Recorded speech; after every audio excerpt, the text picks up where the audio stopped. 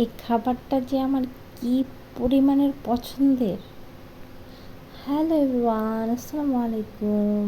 Welcome করছি আমার আরও একটি নতুন ভিডিও দেখার জন্য। আশা করছি আপনারা সবাই অনেক ভালো আছেন। আমরাও আলহামদুলিল্লাহ অনেক অনেক অনেক ভালো আছি। সকালে নাস্তা করার পর দুপুরে রান্নার প্রিপারেশন নিচ্ছিলাম। এখানে আমি লাউ কেটে নিব, চিংড়ি মাছ দিয়ে লাউ রান্না করব। আর লাউটা সবসময় চেষ্টা করবেন ধুয়ে কাটার জন্য, তাহলে লাউটা খুব সুন্দর থাকে রান্নার আগে। আর এখানে যে লাউ, টমেটো, তারপরে কাঁচামরিচ, পেঁয়াজ এগুলো আমি কেটে নেব ভালো করে। আর লাউ রান্নাটা আমার চিংড়ি মাছ দিয়ে ভালো লাগে। এখানে এই যে আমার শ্বশুর আব্বা গরুর ভুঁড়ি নিয়ে আসছিল, এইদিকে আমার শাশুড়ি মা গরুর ভুঁড়ি পরিষ্কার করছিল, আর এইদিকে আমি রান্না বসাই দিচ্ছিলাম। এখানে আমি পায়েস রান্না করার জন্য দুধ বসিয়ে দিয়েছি। এই যে পরিষ্কার করার পরে আমি সেদ্ধতে বসিয়ে দিয়েছি, আর এইদিকে রান্না করে নেব লাউ চিংড়ি।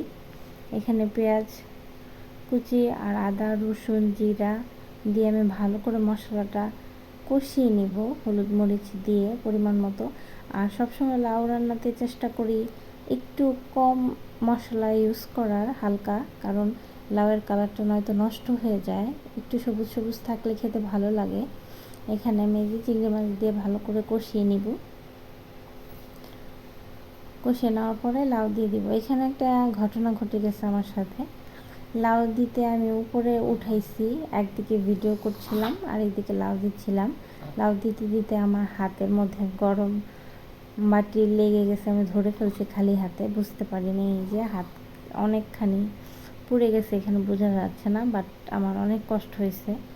যাই হোক, হাত এখানে আমি ওষুধ লাগিয়ে দাঁড়িয়েছিলাম, আর এই বাকি রান্নাটুকু আমার শাশুড়ি আম্মু হেল্প করেছে। তারপরে এই যে লেবু শরবত। আর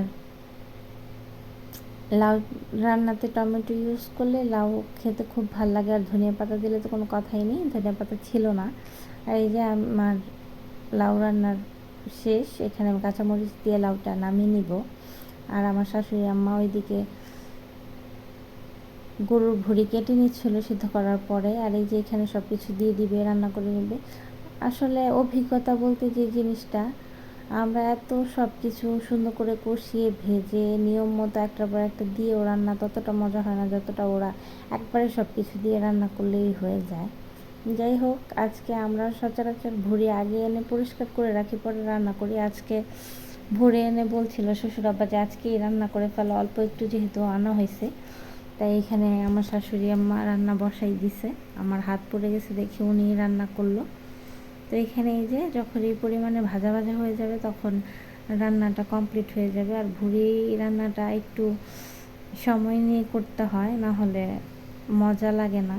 একটু সময় নিয়ে ভাজা ভাজা হইলে একটু বেশি টেস্টি হয়। যাই হোক, সময় কম ছিল, তারপরও রান্নাটা ভালো হয়েছে। এখানে আমি ভাত খেয়ে নিব মন ভরে, পেট ভরে।